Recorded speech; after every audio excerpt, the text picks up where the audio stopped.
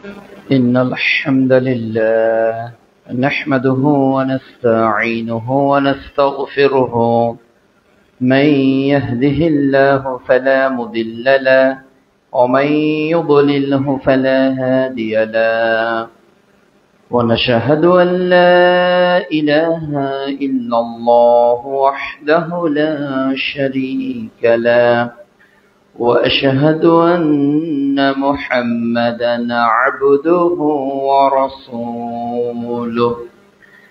يا أيها الذين آمنوا اتقوا الله حق تقاته ولا تموتن إلا وأنتم مسلمون.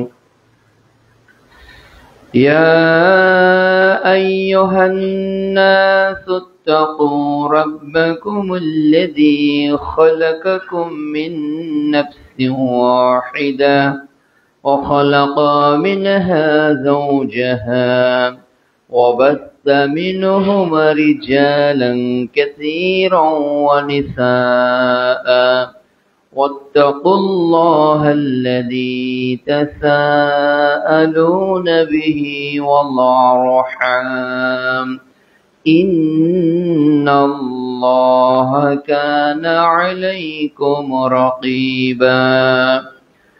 يا أيها الذين آمنوا اتقوا الله وقولوا قولا سديدا يصلح لكم أعمالكم ويغفر لكم ذنوبكم، ومن يطع الله ورسوله فقد فاز فوزا عظيما.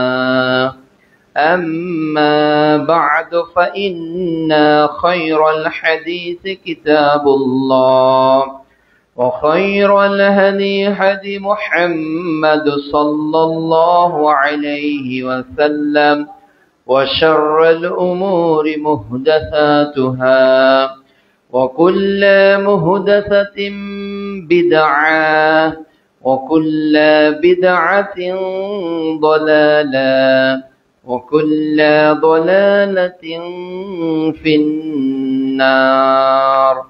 وقال تعالى: أعوذ بالله من الشيطان الرجيم.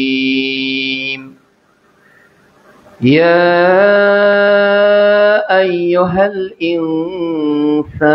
الإنسان ما غرك بربك الكريم। সূরা ইনফিতার আয়াত নম্বর 6। যাবতীয় হামদ ও সানা আল্লাহ রাব্বুল আলামিনের জন্য, যার ঐকান্তিক মেহেরবানিতে আজকের জুমার খুতবা ও সালাত আদায়ের উদ্দেশ্যে যে আল্লাহ রাব্বুল আলামিন দীর্ঘ 5 ঘন্টারও বেশি সফর করে সরাসরি এখানে আসার, আমাকে ও বিভিন্ন জায়গা থেকে আপনাদেরকে আসার সুযোগ দান করেছেন, আমরা কৃতজ্ঞতা আদায় করছি আলহামদুলিল্লাহ। দরুদ ও সালাম বিশ্ব মানবতার মুক্তির দূত, মহাবিপ্লবের মহানায়ক, যার রেখে যাওয়া আনিত আদর্শকে বাস্তবায়ন করার লক্ষ্যেই আমাদের সার্বিক প্রয়াস, মুহাম্মদুর রাসূলুল্লাহ সাল্লাল্লাহু আলাইহি ওয়াসাল্লামের প্রতি যাবতীয় দরুদ ও সালাম। প্রিয় উপস্থিতি, বিশ্বের মুসলমানরা কেন পথ হারিয়ে ফেলল? আজকের জুমার খুতবায় উক্ত শিরোনামে কিছু কথা বলার চেষ্টা করব ইনশাআল্লাহুল আজিজ। রব্বিশ রহলি সদরি ওয়া ইয়াসসির লি আমরি ওয়াহলুল উকদাতাম মিন লিসানি ইয়াফকাহু কওলি। আল্লাহ সুবহানাহু ওয়া তাআলা মানব জাতিকে সৃষ্টি করে এমনিতেই ছেড়ে দেননি, তাদেরকে গাইডলাইন দিয়েছেন। বিভিন্ন সময়ে ওহী নাযিল করেছেন। ওহীর বাস্তবতা কিরূপ হবে এর জন্য নাবী প্রেরণ করেছেন। নাবিগণ আল্লাহ প্রদত্ত ওহীর ভিত্তিতেই মানুষকে জান্নাতের পথে আহ্বান করেছে। প্রত্যেক নবী এবং রাসূল মানুষকে জান্নাতের পথ দেখানোর জন্য এসেছিলেন। টার্গেট ছিল মানুষগুলো কিভাবে জান্নাতের পথে পরিচালিত হতে পারে, মানুষরা কিভাবে নিজেদের সঙ্গে নিজেদের রবের পরিচয়কে সম্পৃক্ত করতে পারে। এজন্য মুসা আলাইহিস সালাম যখন এসেছিলেন তখন তাওহীদের বাণী একটাই ছিল, লা ইলাহা ইল্লাল্লাহ মুসা কালিমুল্লাহ। আদম আলাইহিস সালাম যখন এসেছিলেন, লা ইলাহা ইল্লাল্লাহ আদম শফিউল্লাহ। ইব্রাহিম আলাইহিস সালাম যখন এসেছিলেন, লা ইলাহা ইল্লাল্লাহ ইব্রাহিম খলিলুল্লাহ। এই যে কালেমার সাথে নবীদের শাহাদার ঘোষণা দেওয়া, অর্থাৎ ওহীর বিধানকে মানার জন্য আল্লাহ নির্বাচিত নবীরা মানুষদেরকে রবের মারেফাত চেনার জন্য সারা জীবন অতিবাহিত করেছেন। কেউ বাড়িঘর ছেড়েছেন, কেউ নিহত হয়েছেন, কেউ পরীক্ষার সম্মুখীন হয়েছেন, এরপরেও তারা উম্মাকে ছেড়ে পালিয়ে যাননি। সূরা নূহে আল্লাহ বলছেন যে নূহ আলাইহিস সালাম মানুষদেরকে পথ দেখিয়েছিলেন, কখনো দিনে দাওয়াত দিয়েছেন, হে লোক সকল আসো রবের পথে। কখনো রাতে গেছেন, কখনো গোপনে আহ্বান করেছেন পরিচিতদের, কখনো আহ্বান করেছেন প্রকাশ্যে সবার সামনে যে এটাই আল্লাহর ইলাহি বিধান। কিন্তু প্রত্যেকেই স্ব নবীদের সঙ্গে যেমন আচরণ করেছিল, তদ্রূপ আমরা ঠিক নবীদের উম্মার উত্তরসূরি হিসাবে আমরাও কিন্তু রাসূলুল্লাহ সাল্লাল্লাহু আলাইহি ওয়াসাল্লামের রেখে যাওয়া 23 বছরের আহ্বানকে আজকে ছুঁড়ে ফেলে দিয়ে যে যার মতো করে একটা পথে নিজের জীবনকে পরিচালিত করছে। প্রত্যেকেই একটা স্ট্রাকচার অনুযায়ী লাইফ লিড করছি আমরা। আমাদের শুরু হচ্ছে সকাল থেকে আনটিল আওয়ার স্লিপ, ঘুমানে যাওয়ার আগ পর্যন্ত এই যতক্ষণ আমরা অ্যালাইভ থাকি, যতক্ষণ আমরা জীবিত থাকি, এক একজনের পথ, এক একজনের তরিকা, এক একজনের আদব, এক একজনের আখলাক ভিন্ন ভিন্ন। কিন্তু আল্লাহ রাব্বুল আলামিনের কাছে সবাই যখন সালাতে চলে আসছি, সবাই এক কাতারে দাঁড়িয়ে যাচ্ছি, সবাই এক কাতারে। আর সবাই এক কাতারে দাঁড়িয়ে আল্লাহকে একটা কাতারের কথাই বলছি, আল্লাহ আমাকে একটা কাতারে চলাও, আমাকে একটা পথে চলাও, ইহদিনাস সিরাতাল মুস্তাকিম। কোন পথটা মুস্তাকিমের পথ? সিরাতাল্লাযীনা আন'আমতা আলাইহিম, যাদের প্রতি তোমার অনুগ্রহ ছিল, যাদের প্রতি তুমি সন্তুষ্ট ছিলে। সূরা বাইয়িনাতে আল্লাহ বলছে না, অধ্যায় 30 আল্লাহ তাআলা সূরা বাইয়িনাতে বলছে 8 নম্বর আয়াতে, রাদিয়াল্লাহু আনহুম ওয়া রাদু আন, যারা আল্লাহকে পেয়ে খুশি এবং তাদেরকে আল্লাহ তাআলা পেয়েও খুশি। সুবহানাল্লাহ। তাদের পথ, তাদের আখলাক, তাদের মুআমালাত, মুআশারাত, তারা এমন ভাবে জীবন অতিবাহিত করেছে, তাদের ঘর ছিল, তাদের ব্যবসা ছিল, তাদের স্ত্রী সন্তান সব ছিল, কিন্তু তারা সবাই এমন এক পথে চলেছে যে তাদের জন্য আল্লাহর আয়াত নাজিল হয়েছে। শুধু আয়াত না, বরং স্পেসিফিক ভাবে আল্লাহ আয়াত উল্লেখ করেছে।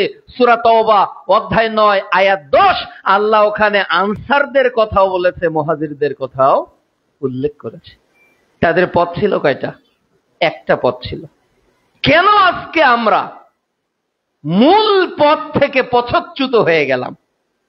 17 বার তো আল্লাহকে বলি, অন্তত 5 ওয়াক্ত সালাতে যদি নফল নাও পড়েন, ওয়াজিব নাও পড়েন, সুন্নত নাও পড়েন, অন্তত ফজরের 2 রাকাতে, জোহরের 4 রাকাতে, আসরের 4 রাকাতে, মাগরিবের 3 রাকাতে এবং এশার 4 রাকাতে, এই 17 রাকাত সালাত অবশ্যই আমরা যে সূরাটা পড়ি এটা হলো সূরাতুল ফাতিহা। সহিহ বুখারী প্রথম খণ্ড কিতাবুস সালাহ হাদিস নাম্বার 756। ওই ব্যক্তির সালাত শুদ্ধ হবে না যে সালাতে সূরা ফাতিহা পড়ে না। তাহলে আমরা প্রত্যেকে সূরা ফাতিহা সালাতে তিলাওয়াত করি আর প্রত্যেকেই ইহদিনাস সিরাতাল মুস্তাকিম চাই, কিন্তু আমরা ওই পথে নিজেরা কি চলতে পারছি? করছেন এভরিবডি ইয়োরসেলফ। যে পথ আল্লাহর নিকট চাচ্ছেন, যে পথে চলেছিল তাদের অনুগ্রহের কথা উল্লেখ করছেন, ওই পথে কি আমরা চলছি? আজকে দেখবেন অনেকেই বাবার জন্য, দাদার জন্য প্রত্যেকটা দেশের কোন না কোন দলের সঙ্গে তার ভালোবাসা তৈরি হয়ে যায়।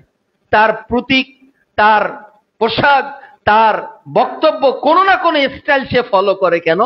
ওই পথেই সে নিজেকে চালাতে চায়। বড় হলে সে ওই দলের নেতাই হতে চায়, তাই না? এমন ধারণা। বাবা ডাক্তার, ছেলেও ডাক্তারই হবে। ওই ছোট থেকেই বিপি মেশিন নিয়ে ঘোরাঘুরি করে, ওই বাবার ইনস্ট্রুমেন্ট গুলো নিয়ে ওটিতে বাবা কি করে ওখানে যায়, তার মাথার মধ্যে বাবা হওয়ার একটা স্বপ্ন জাগে। যার বাবা পুলিশ, ও হ্যান্ডকাপ, ও আপনার বাবার পোশাকগুলো দেখে আর ও পুলিশ হতে চায়। কেন? ওর অনুকরণের একটা জায়গা আছে।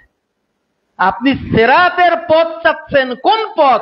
সিরাতাল্লাযীনা আনআমতা আলাইহিম। এই আনআমতা আলাইহিম কারা? আবু বকর, ওমর, ওসমান, আলী রাদিয়াল্লাহু তাআলা আনহুম এই আনআমতা আলাইহিমের মধ্যে না? তারা আল্লাহর অনুগ্রহ প্রাপ্ত না? এই পথেই কি ইসলামের প্রথম মহিলা শহীদ সুমাইয়া রাদিয়াল্লাহু তাআলা আনহার এই আনআমতা আলাইহিম এই পথ আমি চাচ্ছি না? আমি চাচ্ছি তো বেলালের পথ, আমি চাচ্ছি খবাব বিন আরাতের পথ, আমি চাচ্ছি আম্মার বিন ইয়াসিরের পথ। আল্লাহকে স্পেসিফিক বলছি, আল্লাহ ওই সিরাতটা দাও। কোন সিরাত? সিরাতাল্লাযীনা আনআমতা আলাইহিম। যে সিরাতের উপর, যে পথের উপর তোমার রাজি ছিল, সন্তুষ্টি ছিল, ওই পথ আমাকে দেখাও। কিন্তু দুনিয়াতে আসার পর, বুঝ হওয়ার পর, অর্থ হওয়ার পর, শিক্ষিত হওয়ার পর, কোনো একটা পেশায় জড়িত হওয়ার পর, কোনো একটা ক্ষমতা আসার পর আমরা যেন ধীরে ধীরে ধীরে ধীরে ওই পথগুলো হারাতে বসেছি। আমরা যেন আমাদের পথকে আর খুঁজে পাচ্ছি না যে কোনটা আসল পথ। আল্লাহ রাব্বুল আলামিন বলছেন সূরা নিসা অধ্যায় 4 আয়াত 115, আল্লাহ বলছেন ওয়ামা ইউশাকিকুর রাসূলা মিন বা'দি মা তাবায়্যানা লাহুল হুদা ওয়া ইয়াত্তাবি গায়রা সাবিলিল মুমিনিন। যে যারা সত্য প্রকাশিত হওয়ার পর রাসূল সাল্লাল্লাহু আলাইহি সাল্লামের অবাধ্যতা করবে এবং তার পথের যারা পথিক ছিল, এই পথের যারা উল্টো পথে চলবে, যাদের কাজটা হবে উল্টো, আল্লাহ বলছে নুওয়াল্লিহি মা তাওয়াল্লা। আল্লাহ তাকে ওই পথেই নিয়ে যাবেন যে পথে সে যেতে চায়। এই সুসটা আমাদের জন্য আছে। পরীক্ষায় একটা প্রশ্নের এমসিকিউ মাল্টি চয়েস কোশ্চেন 4টা থাকে। ইউনিভার্সিটি পরীক্ষাগুলোতে বা আপনার এমবিবিএস পরীক্ষাতে 5টা অপশন থাকে। এইটা 4টা বা 5টা অপশন থাকে। এর মধ্যে স্টুডেন্টরা যে কোনো একটা অপশন চুজ করতে পারবে কিনা এই অথরিটি তার আছে। এ নাম্বার অ্যান্সার তাই সঠিক, সে বি সি ডি ই যে কোনো একটা চুজ করতে পারে।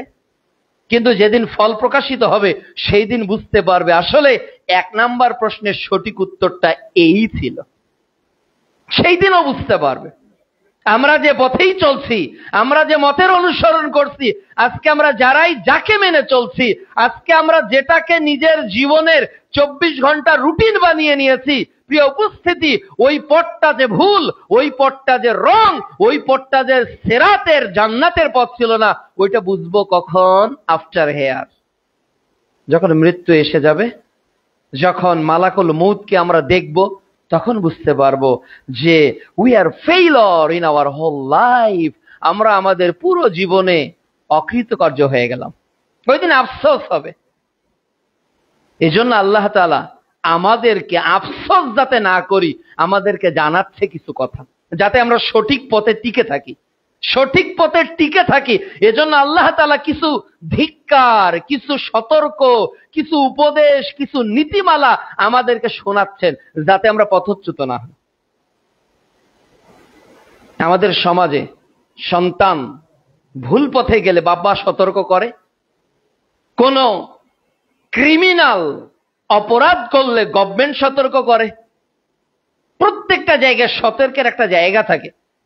আপনি ফুটবল খেলবেন, সেখানেও যদি রং করেন তাহলে আপনাকে হলুদ কার্ড দেখিয়ে সতর্ক করবে। তো আল্লাহ রাব্বুল আলামিনও একবারে আপনাকে পাকড়াও করবে না, একবারে আপনাকে হালাক করে দিবে না, ধ্বংস করে দিবে না। তিনি বিভিন্ন উপদেশ দিবেন, বিভিন্ন পরীক্ষা দিবেন, যাতে আপনি লাআল্লাহুম ইয়ারজিউন, আল্লাহ বলতেছে যাতে বান্দা আমার কাছে আবার ফিরে আসে, যাতে আমার বান্দা আমার কাছে আবার ফিরে আসে। আল্লাহ বান্দাকে খুব মহাব্বত করে, খুব ভালোবাসে, নিজ হাতে তৈরি করেছে। এত দয়া, এত ইহসান, এত ইহসান আল্লাহ আমাদের প্রতি করেছে, এত দয়া আমাদের প্রতি করেছে। আমি দিনে মাফ করব, রব প্রথম আসমানে রাতে এসে বলবে বান্দা ক্ষমা চাও, মাফ করে দিব। কত দয়া আপনার আমার প্রতিপালকের। আমরা দিনে অপরাধ করব, গুনাহ করব, হাজারো অপরাধ করব, আর রব প্রথম আসমানে নেমে আসবে শেষ রাতে, এসে বলবে ও বান্দা ওঠো ওঠো ওঠো ওঠো, আজকে আমার এই রাতে আমি প্রথম আসমানে তুমি যা চাইবে আমি রব প্রমিস করছি তোমাকে তাই দিব। আপনার রব আপনার প্রতি কত ইহসান করেছে, কত দয়া করেছে। তিনি বলছে তুমি অপরাধ করেছো, ভুল হয়ে গেছে, হাতের গুনাহ হয়েছে তো, জবানের গুনাহ হয়েছে তো, চোখের গুনাহ হয়েছে তো, তো নামাজের আগে 5 বার গুনাহ মাফের আল্লাহ অপশন তৈরি করে দিয়েছে। সুবহানাল্লাহ। হাতে যখন টেপটা ছেড়ে পানি ধুইতে থাকবো, হাতে যত সগীরা গুনাহ করেছি আল্লাহ অটো ক্ষমা করে দিবে, অটো ক্ষমা। মুখে পানি দিব, মুখের দ্বারায় যত সাগিরা গুনাহ হয়েছে অটো এই পানি মারতেছেন, শুধু মুখ ধুচ্ছেন না, শুধু উজু করতেছেন না, বরং নিজের পাপ রাশিগুলোকে টপ টপ টপ টপ করে নিজের দেহ থেকে ঝরিয়ে ফেলছেন। কে করছে এটা? আল্লাহ করছে। তাহলে আপনার প্রতি আপনার রব ইহসান করেছেন, দয়া করেছেন। চুরি যদি করে কেউ, পুলিশ ধরে তাকে লকআপে বন্দি করে রাখে, আর ওই লকআপে কি চুপ করে এসে তাকে বলে যে তুমি এইটা করো তোমাকে ক্ষমা করে দিব? করে না। দুনিয়ার মানুষ বড়ই স্বার্থপর, দুনিয়ার মানুষকে সারা জীবন ভালোবাসবেন, যদি একটু 19-20 হয়ে যায় ভাই ভাইকে হত্যা করতে দ্বিধাবোধ করতেছে না। আজকে দেখতেছেন না অনলাইনে, ভাই ভাইকে সামান্য জমির জন্য হত্যা করে দিচ্ছে। ছেলেরা বেধম বাবাকে পিটাচ্ছে, কেন তুমি জমি বিক্রি করবে? লাঠির আঘাতে বাবার দেহকে ক্ষতবিক্ষত করে দিচ্ছে। হায় রে দুনিয়া, হায় রে মহাব্বত, হায় রে ভালোবাসা। কিন্তু রবের ভালোবাসা এমন না, রব এত দয়ালু, তিনি না চাইতেই আপনাকে দিয়ে দিচ্ছেন। ওই রব আমাদেরকে কিছু গাইডলাইন দিয়েছে যাতে আমরা সরল পথটাতে টিকে থাকতে পারি। এই আয়াতগুলো জাস্ট আমি অনুবাদ করব, আর আপনারা এটা মেমোরাইজিং করবেন, অ্যানালাইজিং করবেন, তাহলে বুঝতে পারবেন হোয়াট শুড উই ডু, আমাদের আসলে কি করা উচিত, কি আমরা করছি, আমাদের কোন পথে চলা উচিত ছিল, আর আমরা কোন পথে চলছি। তাহলে আমরা আমাদের অ্যাপ্রোপ্রিয়েট আনসারটাকে ফাইন্ড আউট করতে পারবো আজকের আলোচনা ইনশাআল্লাহ, যদি আমরা বুঝতে পারি আল্লাহ কি বলেছে। সূরা জারিয়া অধ্যায় 51 আয়াত 55 আল্লাহ বলছে ওয়াযাক্কির ফাইন্না যিকরা তানফাউল মুমিনিন, তুমি উপদেশ দাও, মনে করিয়ে দাও। কেন? উপদেশ দিলে মুমিনের জন্য উপকার হয়, উপদেশ মুমিনের কাজে লাগে। আপনি পাটগ্রাম থেকে হাতিবান্ধার দিকে যাবেন, আপনার মাথায় হেলমেট নাই, হঠাৎ মাঝখানে এক ভাই বলো ভাই দাঁড়ান দাঁড়ান দাঁড়ান, সামনে ট্রাফিক পুলিশ আছে, আপনি কি ওই রাস্তায় যাবেন? তাহলে ওই লোকটার উপদেশটা আপনার জন্য কি কল্যাণকর নয় কি? তখন আপনি বাড়ি থেকে হেলমেট নিয়ে যাবেন, আপনার লাইসেন্স না থাকলে লাইসেন্সটা পকেটে আছে কিনা চেক করে আবার যাবেন। তাহলে এই উপদেশ মানুষের কল্যাণ। রাসূলুল্লাহ সাল্লাল্লাহু আলাইহি ওয়াসাল্লাম বলছেন দ্বীন ওয়ান নাসিহা, দিনটাই হলো উপদেশ, এই দিনটাই হলো উপদেশ। তাহলে আল্লাহ তাআলা কি বলেছে যাতে আমরা সরল পথে টিকতে পারি? এক, আল্লাহ বলছে সূরা ইনফিতার অধ্যায় 82 আয়াত 6 আল্লাহ বলছে, ইয়া আইয়ুহাল ইনসান, হে পৃথিবীর মানুষ, মা গররাকা বিরব্বিকাল কারীম, কে তোমাকে ধোঁকা দিল? তোমার রব সম্পর্কে কে তোমাকে রবের পথে আসতে বাধা দিল? কার কারণে তুমি বাধাগ্রস্ত হলে তোমার রবের পথে তুমি আসতে পারো না? তোমার রব যে মহান, ওই পথ থেকে তোমাকে কে ডাইভার্ট করলো? এখন সবাই নিজে মনে মনে উত্তর দেন, আমাকে বলতে হবে না, মনে মনে উত্তর দেন। আজকে যে জুমার দিন সূরা কাহাফ কে কে পড়েছেন? মনে মনে উত্তর দেন, আমি পড়েছি কি না। করছেন ইয়োরসেলফ। তাহলে বোঝা যাচ্ছে কে আমাকে সূরা কাহাফ আজকে পড়তে দিল না। অথচ আজকে তো আমার সূরা কাহাফ পড়ার কথা ছিল, তাই না? 1 বছর পর এক একটা দিবস আছে, কখনো হাত ধোয়া দিবস আসে, কখনো পা ধোয়া দিবস আসে, কখনো বাবা দিবস আসে, কখনো মা দিবস আসে, কখনো হাসি দিবস আসে, এরপর কখনো ভালোবাসা দিবস আসে, কখনো 31st নাইট আসে, কখনো জন্মদিন আসে, কখনো মৃত্যুদিন আসে, কখনো বিবাহ বার্ষিকী আসে। সব কিছু ক্যালেন্ডারে নোটেড থাকে। আর প্রত্যেক সপ্তাহে যে ইয়মুল জুমা, আল্লাহর পক্ষ থেকে এক একটা ঈদ আসে, আজকে মুসলমান কেন জানি আমরা তো ভুলে যাচ্ছি। আজকের দিনের আমল আমরা করতে পারিনি, কে ভুলিয়ে দিল? আপনি এখন প্রশ্ন আপনাকে করেন, কার কারণে আপনি পড়তে পারলেন না? কে আপনাকে পড়তে দিল না? ফজরের সালাত থেকে নিয়ে অদ্যবধি কয়বার দরুদ পড়লেন? রাসূল সাল্লাল্লাহু আলাইহি ওয়াসাল্লাম যে বেশি বেশি পড়তে বলেছে, কে পড়তে দিল না? আজকের দিনটা আমরা এই কেবল 4টা থেকে এই 1টা পর্যন্ত একটু গবেষণা করি, কয়েক ঘন্টা দেখবেন আমরা কেন ডাইভার্ট হয়ে গেলাম। তাহলে যারা জুমার দিনে সঠিক পথে থাকতে পারে না, তাহলে আর 6টা দিন কি ভালোভাবে থাকা সম্ভব? না, আর সম্ভব না তো। এই জন্য প্রিয় উপস্থিতি, আল্লাহ প্রথম প্রশ্ন করলো, কে তোমাকে আল্লাহর পথ থেকে পথচ্যুত করলো? আল্লাহ এটার উত্তরও দিচ্ছেন। সূরা মুনাফিকুন অধ্যায় 63 আয়াত 9 আল্লাহ বলছে, ইয়া আইয়ুহাল্লাযীনা আমানু, হে ঈমানদারেরা, লা তুলহিকুম আমওয়ালুকুম ওয়ালা আওলাদুকুম আন যিকরিল্লাহ, হে ঈমানদারেরা, তোমার ধন সম্পদ এবং তোমার টাকা পয়সা যেন তোমাকে আল্লাহ থেকে গাফেল না করে। তাহলে আমার রবের পথ থেকে, আমার আল্লাহর স্মরণ থেকে আমি গাফেল। আল্লাহ বলছে তোমার টাকা এবং তোমার পরিবার পরিজনের কারণে তুমি গাফেল হয়ে গেছো। দুনিয়াতে সচেতন থাকতাম, অনেক সময় অনেক কিছু ছাড় দেয়, তখন আমরা সবার আগে যাই। দুনিয়াতে অনেক জায়গায় কোন জায়গায় কম পাওয়া যায় আমরা সেটা খুঁজি, কিন্তু ইসলামের ক্ষেত্রে কোন জায়গাটা আমাকে আল্লাহর পথ থেকে রিমুভ করছে, এই জায়গাটা আমরা খুঁজতেছি না, যার কারণে আমরা প্রতিনিয়ত ভুল পথে পরিচালিত হচ্ছি। আল্লাহ বলছেন সূরা বাকারা অধ্যায় 2 পারা 1 আয়াত 8 যে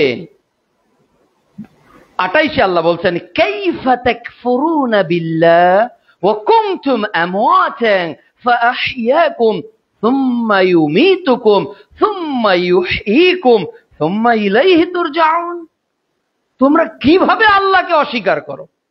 কিভাবে করো তোমরা? অথচ তোমরা তো মৃত ছিলে, তোমাদের কোনো প্রাণ ছিল না।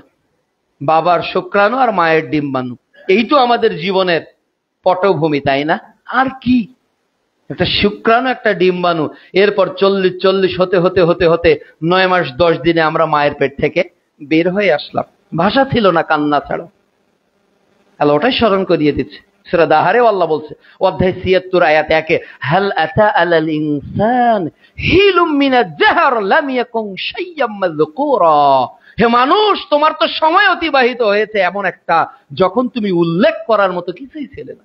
আজকে না হয় আপনি চেয়ারম্যান, আজকে না হয় আপনি মেম্বার, আজকে না হয় আপনি এই বাজারের মোড়ল, আজকে না হয় আপনি কয়েক কোটি টাকার মালিক, আজকে না হয় আপনার একটা রাইস মিল আছে, আপনার একটা ভাটা আছে, কিন্তু আপনি তো মায়ের পেট থেকে বের হওয়ার পর কান্না ছিল আপনার ভাষা, ওখানেই প্রস্রাব, ওখানেই পায়খানা, নিজে থেকে এক ফোঁটা, এক ঢোক পানি পান করার ক্ষমতা আপনার আমার ছিল না। কতটা জয়ীফ ছিলাম, কতটা দুর্বল আমরা ছিলাম। আল্লাহ স্মরণ করিয়ে দিচ্ছে, আমি জীবন দিলাম। এই জীবনটা কার দেওয়া? আল্লাহর দেওয়া। আল্লাহ তাআলা বলছেন সূরা মুলক অধ্যায় 67 আয়াত 2, আল্লাযী খালাকাল মাউত, আমি তোমার মৃত্যুকে সৃষ্টি করেছি, ওয়াল হায়াত, তুমি যে বেঁচে আছো এই হায়াত আমি দিয়েছি তোমাকে। এই জীবন তোমার নয়, এই হায়াত আমার দেওয়া, এই জীবন আমার দেওয়া। মৃত্যু একদিন ঘটবে, যেদিন আমি চাইবো পৃথিবীর কোন শক্তি, পৃথিবীর কোন ডক্টর, পৃথিবীর কোন আইসিইউ, পৃথিবীর কোন স্পেশালিস্ট তোমার আত্মাকে 1 সেকেন্ড 19-20 করতে পারবে না। আজরাইলকে যা টাইম দেওয়া হয়েছে, মালাকুল মউতকে যে সময় দেওয়া হয়েছে, মালাকুল মউত ওই সময় তোমার জান কবজ করে ফেলবে। 19-20 হবে কি? হবে না। এরপরে আমরা বিভোর বিভোর বিভোর। কেন বিভোর? আল্লাহ আরো বলছেন সূরা আ'লা পারা 30 অধ্যায় 87 আয়াত 16 ও 17, আল্লাহ বলছে বাল তুসিরুনাল হায়াতাদ দুনিয়া ওয়াল আখিরাতু খায়রু ওয়া আবকা। আফসোস, তোমরা দুনিয়ার জীবনকে অগ্রাধিকার দিচ্ছ। ব্যবসায় কিভাবে লাভ হবে, চাকরিতে কিভাবে ইনক্রিমেন্ট হবে, আমার ছেলে কিভাবে ডাক্তার হবে, ইঞ্জিনিয়ার হবে, বউ কিভাবে সুন্দরী পাওয়া যাবে, জামাই কিভাবে সরকারি চাকরিজীবী পাওয়া যাবে, তোমরা দুনিয়াকে তো খুব প্রাধান্য দিলে, অথচ আল আখিরাতু খায়র ওয়া আবকা, পরকালটাই তো শ্রেষ্ঠ, পরকালটাই তো স্থায়ী। কেন আমি ভুল পথে চলছি? কেন আমি চলছি? Stop our every activities. আমরা সব কাজ বন্ধ করে দিই, কেবল ওইগুলোই করি যেগুলো আল্লাহ করতে বলেছে, কেবল ওইগুলোই করি যে পথের কথা মুহাম্মদ রাসূলুল্লাহ সাল্লাল্লাহু আলাইহি ওয়াসাল্লাম বলছেন। আল্লাহ রাব্বুল আলামিন কোরআনের অন্যত্রে বলছেন সূরা ইমরান অধ্যায় 3 আয়াত 185-তে আল্লাহ তাআলা বলছেন যে ফামান যুহজিহা আনিন নার, বান্দারা শোনো, তোমাদেরকে যদি জাহান্নাম থেকে বাঁচিয়ে রাখা হয়, ওয়া উদখিলাল জান্নাহ, আর তোমাদের জান্নাতে প্রবেশ করানো হলে ফাকাদ ফাজ, এটাই হলো সফলতা। আল্লাহ বলছে এটাই হলো সাকসেসফুল পারসন। কে? যে জাহান্নাম থেকে নিজেকে বাঁচালো। তার মানে যার পথটা সিরাতে মুস্তাকিমের পথ, যার পথটা গায়রিল মাগদুবি আলাইহিম ওয়ালাদ-দাল্লিন নয়, যেটা মাগজুবের নয়, দল্লিনের নয়, এমন একটা জাহান্নাম থেকে আল্লাহ যাকে বাঁচালো আর কি করলো, ওয়া উদখিলাল জান্নাহ, আর যাকে জান্নাতে প্রবেশ করানো হলো, ফাকাদ ফাজ, এই হলো সফল। কিন্তু এই সফলতার পথে কি বাধা? আল্লাহ শেষে বলছে ওমাল হায়াতুদ দুনিয়া ইল্লা মাতাউল গুরুর। এই যে সফল মানুষের কথা আল্লাহ বলার পরই বলছে ওমাল হায়াতুদ দুনিয়া, এই দুনিয়ার জীবন ইল্লা মাতাউল গুরুর, ধোঁকা ছাড়া কিছুই না। তাহলে আমার জান্নাতের পথে, আমার জাহান্নাম থেকে নিজেকে বাঁচানোর ক্ষেত্রে সবচেয়ে বড় বাধা হলো আমার দুনিয়া দুনিয়া দুনিয়া। আল্লাহ রাব্বুল আলামিন বলছেন সূরা তাকাসুর পারা 30 অধ্যায় 102 আয়াত 1, হাল আলহাকুমুত তাকাসুর, এই লালসাই তোমাকে কি করেছে? আত্মভোলা করে দিয়েছে। তুমি ভুলে গেছো যে বেলাল রাদিয়াল্লাহু তাআলা আনহুর পথ কোনটা ছিল, তুমি ভুলে গেছো আম্মার বিন ইয়াসিরের পথ কোনটা ছিল, তুমি ভুলে গেছো খাব্বাব বিন আরাতের পথ কোনটা ছিল, তুমি ভুলে গেছো 3 দিনের পাথর বাঁধা সাহাবীরা, 7 দিন 5 দিন পাথর বাঁধা সাহাবীরা, খন্দকের ওই পথের কথাটা আমরা ভুলে গেছি। আমরা ভুলে গেছি ওই পথটা। আমরা এমন এক পথের দিকে যাচ্ছি যে পথ আমার দাদা তার দাদা ধরতে পারেনি, আমিও ধরতে পারবো না। এটা ইউনিভার্সাল ট্রুথ। এই পথ কেউ ধরতে পারে না। আপনি যা অর্জন করেন আপনার বলে কিছুই নেই। আপনি যতই বলেন মাল আমার, বাড়ি আমার, এরপর জমি আমার, এই 10টা প্লটের মালিক আপনি, আপনি না, ঠিক আপনি কিছুই না। আপনার সম্পদ 3টা, যেটা খেয়েছেন, যেটা পরে নষ্ট করে দিয়েছেন, আর যেটা পরকালের জন্য আল্লাহকে পাঠিয়ে দিয়েছেন, ওটাই হলো আপনার সম্পদ। এছাড়া আপনার কিছুই নেই ভাই। এই জন্য আল্লাহর পথ থেকে পথচ্যুত হয়ে যাইয়েন না। আল্লাহ বলছে ওমাল হায়াতুদ দুনিয়া ইল্লা মাতাউল গুরুর, এই দুনিয়ার জীবন ধোঁকা ধোঁকা ধোঁকা। এজন্য আমাদের এই পথ চিনতে গেলে আমাদের নিজেদের মধ্যে আমাদের ঈমানকে তরুতাজা করার জন্য কিছু পারস্পরিক আমল আছে, যেটা একজন আর একজনকে জানিয়ে দিবে। হানজালা রাদিয়াল্লাহু তাআলা আনহু আবু বকর রাদিয়াল্লাহু তাআলা আনহুর সঙ্গে যখন দেখা হলো, হানজালা বলল যে আমি মুনাফিক। কেন? রাসূলের সঙ্গে থাকলে একরকম ঈমান, বাড়িতে আসলে আর এক রকম ঈমান। Far different between here and there. আমার এখানে এবং বাড়িতে অনেক ডিফারেন্ট আমার ইমানের। আমি মোনাফেক, আমার মধ্যে মোনাফেকের আলামত আছে। আবু বকর বললে এমন অবস্থা তো আমারও হয়। তাহলে একজন আরেকজনের সঙ্গে কি করেছেন? মোজাকারা করেছেন, আলোচনা করেছেন একজনের ইমানের সঙ্গে। আল্লাহ এটাই বলেছে সূরা বাকারা অধ্যায়, সূরা মাইদা অধ্যায় 5 আয়াত 2, তাআনু আলাল বিররি ওয়াত তাকওয়া। একজন নেকির কাজে একজন অপরকে কি করো? সহযোগিতা করো। এই যে মসজিদ হয়েছে, এই কাজে সহযোগিতা করলে নেকি হবে কিনা? হবে না। আজকে যত ছোটই মসজিদ হোক, যত অল্প লোকই হোক, এই লোকগুলো ইনশাআল্লাহ খাঁটি মানুষ। এই যে খাঁটি মানুষ, অল্প হোক, কিন্তু খাঁটি লোকের সন্ধান করতে হবে। বাজারে খাঁটি জিনিসের পরিমাণ কম না বেশি? অনেক কম। একটা বাজারে দেখবেন অনেক, যে জিনিস যত দামি তার পরিমাণ তত কম হয়, বেশি হয় না, তত কম হয়। বাজারে কত প্রকার দোকান, স্বর্ণের দোকান কিন্তু হাতে গোনা কয়েকটা। এজন্য আমাদেরকে ইমানের এই দামি সম্পদকে যদি আমরা নিজেরা রক্ষণাবেক্ষণ করতে চাই, একা আমার পক্ষে সম্ভব না।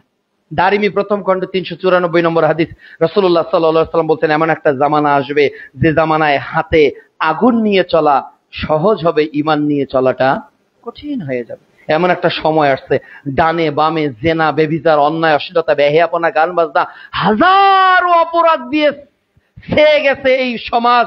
এখন যদি আমরা ইউনিটি না থাকি, ঐক্যবদ্ধ না থাকি, তাহলে আমাদের নিজেদের মধ্যে শয়তান আরো বেশি কাজ করার সুযোগ পাবে না ভাই? বলেন তো, অনেক বেশি কাজ করার সুযোগ পাবে।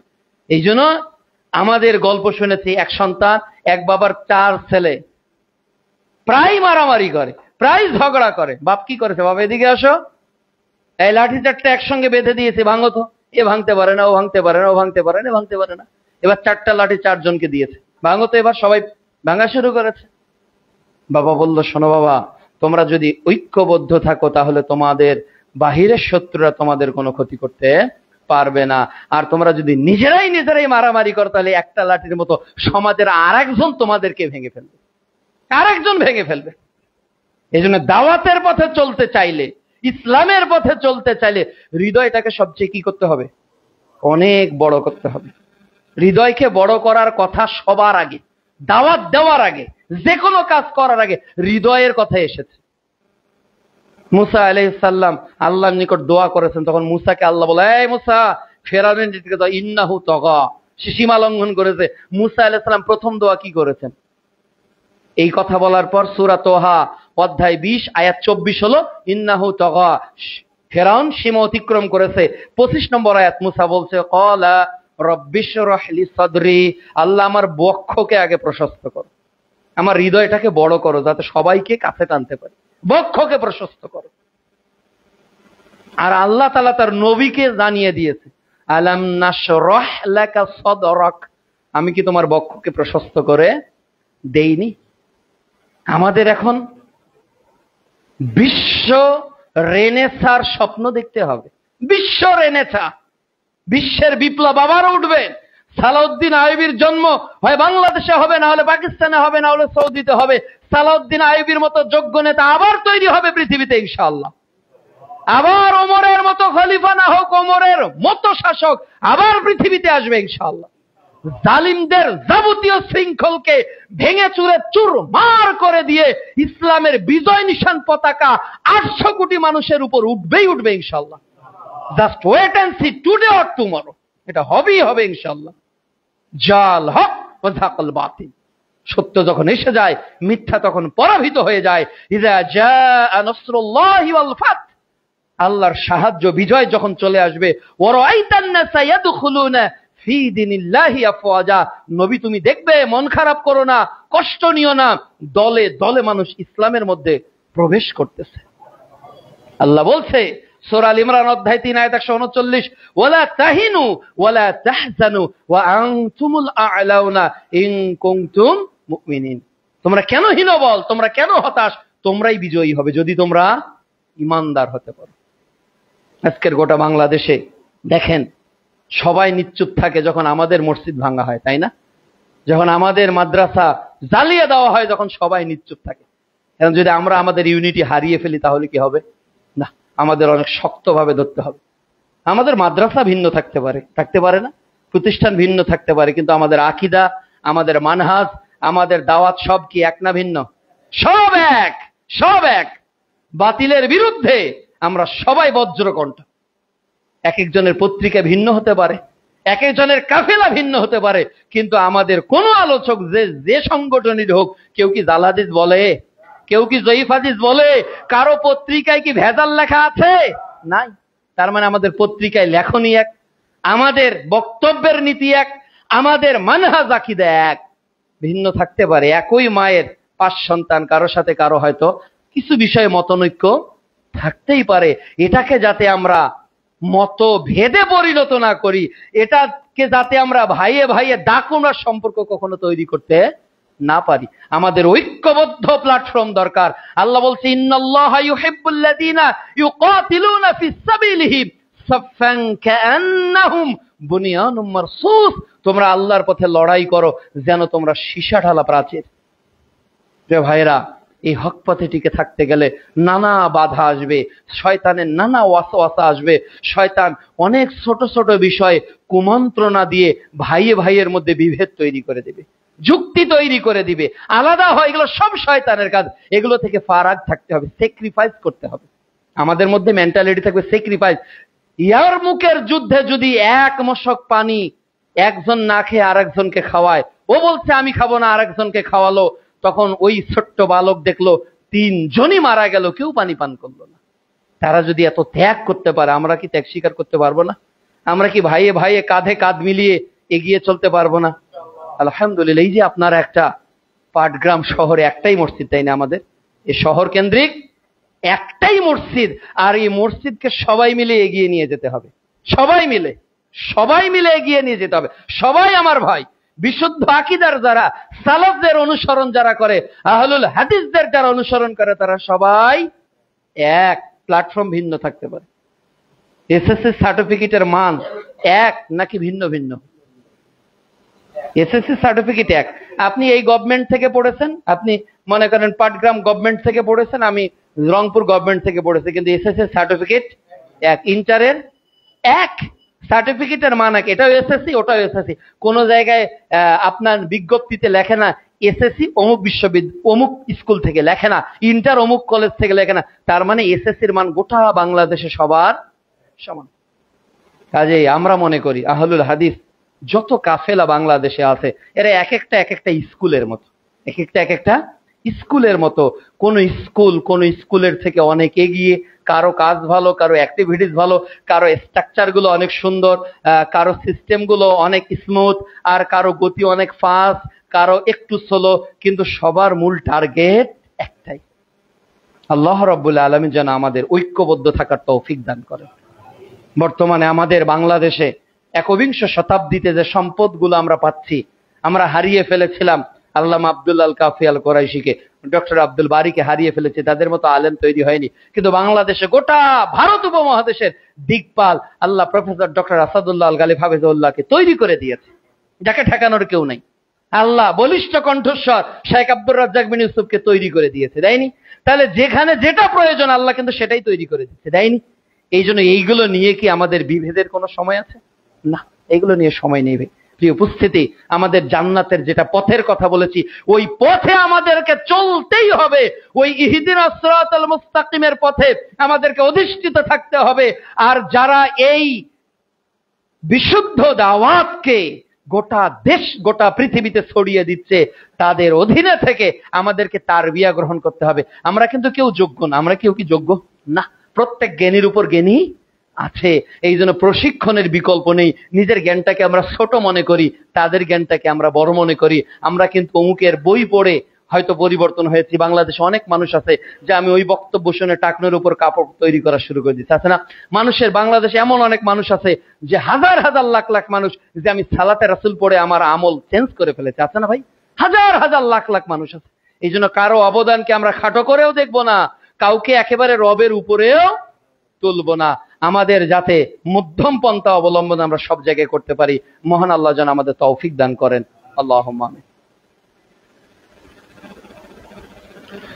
আলহামদুলিল্লাহি ওয়াহদা ওয়াসসালাতু ওয়াসসালামু আলা মান লা নাবিয়্যা বা'দা اللهم صل على محمد وعلى آل محمد كما صليت على إبراهيم وعلى آل إبراهيم إنك حميد مجيد اللهم بارك على محمد وعلى آل محمد كما باركت على إبراهيم وعلى آل إبراهيم إنك حميد مجيد ربنا ظلمنا أنفسنا وإن لم تغفر لنا وترحمنا لنكونن من الخاسرين اللهم آمين আল্লাহ আমাদের সকল কর্ম প্রচেষ্টাকে তোমার দ্বীনের জন্য তুমি কবুল করে নাও আল্লাহ আমরা মানুষ আমাদের কর্মে আমাদের আচরণে আমাদের অনেক কিছুতে ভুল থেকে গিয়েছে আল্লাহ আল্লাহ তুমি আমাদেরকে সরল পথের উপর আজীবন টিকে থাকার তৌফিক দান করো ইয়া মুকাল্লিবাল কুলুব সাব্বিত কলবি আলা দীনিক হে অন্তরের পরিবর্তনকারী আল্লাহ তুমি আমার অন্তরগুলোকে আমাদের অন্তরগুলোকে দ্বীনের প্রতি অটুট থাকার তৌফিক দান করো ওই হাদিসটা সবচেয়ে বেশি ভয় লাগে যে আল্লাহ রাসূল সাল্লাল্লাহু আলাইহি ওয়াসাল্লাম বলেছেন অনেক মানুষ আছে সৎকর্ম করতে থাকবে ঠিক মৃত্যুর 1 বিঘত আগে ওই লোকটা হৃদয়কে আল্লাহ পরিবর্তন করে দিবেন ফলে ওই লোকটা পাপ করতে করতে জাহান্নামে চলে যাবে পৃথিবীতে অনেক মানুষ আছে যারা অপরাধ করেছে জেনা করেছে ভুল করেছে করতে মৃত্যুর 1 বিঘত কাছাকাছি চলে এসেছে ওই লোকটার কলবটাকে আল্লাহ এত পরিবর্তন করেছে ওই লোকটা তওবা করে মৃত্যুর আগে জান্নাতি হিসেবে মরে গেছে কাজে আমি জানি না আমি জান্নাতি হিসেবে মরতে পারবো কি পারবো না আমার অহংকারের কোনো প্রয়োজন নাই আমি জানি না আমি কতদিন এই পথে টিকে থাকতে পারবো অনেকেই ঝরে পড়েছে সাহাবীরা যুদ্ধে গেছে 1000 ঘুরে আসছে মাত্র 313 জন টিকে গেছে এরকম অনেক যুদ্ধে কাফের মুনাফিকরা ধীরে ধীরে ছড়ে পড়েছে আমাদের স্মরণ রাখতে হবে আল্লাহর কাছে খাসভাবে দোয়া করতে হবে আল্লাহ আমরা যে দাওয়াতি কাফেলায় যুক্ত আছি আমরা যে দাওয়াত আঞ্জাম দিয়ে যাচ্ছি আল্লাহ পাটগ্রামের এই জামে মসজিদকে ইলমের মার্কাজ হিসেবে তুমি কবুল করে নাও আল্লাহ আমাদের ভাইয়ের মহব্বতকে তুমি আরো বাড়িয়ে দাও যে যার সঙ্গে দূরত্ব তৈরি হবে নিজে যাবেন বা আপনি গিয়ে তাকে বুকে আগলিয়ে নেবেন আল্লাহ আপনার মর্যাদাকে বাড়িয়ে দিবে আল্লাহর জন্য খাটো হবেন আল্লাহ মর্যাদা বাড়িয়ে দিবে আল্লাহ রাসূল বলছে যদি আপনি দ্বীনের জন্য অপমানিত হন তাহলে আপনার মর্যাদাকে বাড়িয়ে দিবে কে আল্লাহ আমাদের বড় বড় শায়েখদের গাড়ি ভাঙা হয়েছে কাউকে জেলখানায় বন্দী করে রাখা হয়েছিল এরপরেও আল্লাহ মর্যাদা কমিয়েছে না বাড়িয়েছে সম্মান দেওয়ার মালিক আল্লাহ আল্লাহ রাব্বুল আলামিন যেন মৃত্যু আমাদের দ্বীনের পথে চলার তৌফিক দান করেন আল্লাহ এই মসজিদের যারা সঙ্গে জড়িত যারা শুরু থেকে অদ্যাবধি এখন পর্যন্ত আছে এবং যারা দূরে আছে সবাইকে আমি অনুরোধ করব এই মসজিদটাকে টিকে রাখার দায়িত্ব আমাদের প্রত্যেকেরই ঈমানি দায়িত্ব এই মসজিদ এগিয়ে গেলে পাটগ্রাম ইসলাম এগিয়ে যাবে এই মসজিদ এগিয়ে গেলে পাটগ্রামে হাজারো ভাইয়েরা পথ খুঁজে পাবে দ্বীন খুঁজে পাবে আজকে আমার সাথে এক পুলিশ এসেছে উনি অন্য জায়গায় চলে গেছে উনি দ্বীন পেয়েছে এরকম অনেক ব্যক্তি এখানেই আছে যারা দ্বীন পেয়েছে অনেক পরে হয়তো কোনো একটা মসজিদে আলোচনা শুনে হয়তো একটা খুতবার কোনো একটা অংশ শুনে একটা মানুষ দ্বীন খুঁজে পেয়েছে এই শহরের মসজিদ কত পেশাজীবী আসবে কত প্রশাসনের লোক আসবে কত সাধারণ আমজনতা আসবে এখানে যদি এইভাবে ধারাবাহিক বিষয় ভিত্তিক আলোচনা হয় এখান থেকে যত মানুষ পরিবর্তন হবে এখানকার প্ল্যান শুরু থেকে অদ্যাবধি যারা আছে মরা পর্যন্ত তারা নেকি পেয়ে যাবে কিয়ামত পর্যন্ত ইনশাআল্লাহ যুক্ত থাকার প্রয়োজন আছে না নাই এর সমৃদ্ধির জন্য যত কিছু করা প্রয়োজন আমরা সর্বোচ্চটা দেওয়ার চেষ্টা করব ইনশাআল্লাহ আল্লাহ তাআলা যেন আমাদের সার্বিক প্রচেষ্টাকে কবুল করে আমাদের মধ্যে ঐক্যকে দৃঢ় করার তৌফিক দান করে আল্লাহুম্মা আমিন এই আশাবাদ ব্যক্ত করে আজকের জুমার খুতবা এখানেই শেষ করলাম সুবহানাকাল্লাহুম্মা ওয়া বিহামদিকা আশহাদু আল্লা ইলাহা ইল্লা আনতা আস্তাগফিরুকা ওয়া আতুবু ইলাইক কাতারবদ্ধ হয়ে